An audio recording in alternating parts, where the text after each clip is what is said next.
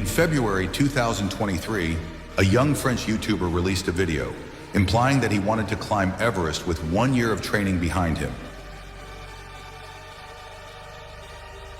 Accompanied by Duo, Matisse, and his entire team, he trains by climbing higher and higher peaks. In April 2024, he leaves France for Everest, disconnected from social networks. Its name is Inox Tag, and the rest is history.